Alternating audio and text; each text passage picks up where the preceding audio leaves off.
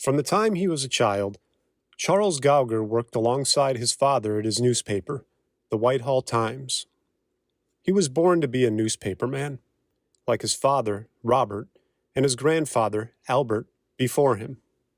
In 1939, Albert and his wife, Elsie, started the Arcadian News before purchasing the Arcadia Leader and later combining them to create the Arcadia News Leader.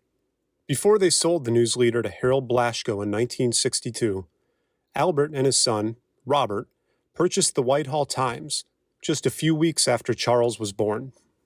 Years later, Charles would get his start at the very same newspaper, delivering to newsstands and printing business cards, or whatever other small jobs could be handled by their hand-fed press.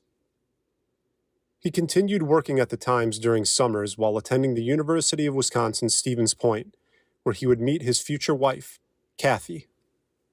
When he graduated in 1975, his father asked him to come work full-time for the newspaper. "Try it out for a year," he said. A year turned into 45. Shortly after joining the newspaper as an ad salesman, Charles oversaw the creation and became manager of the Tabvertiser, a shopper that included ads from 5 area newspapers. He was named general manager in 1984 and officially became the publisher of the Times in 1989, following his father's retirement. In 2002, he purchased the Independence News Wave from O.J. Evenson and combined it with the Times.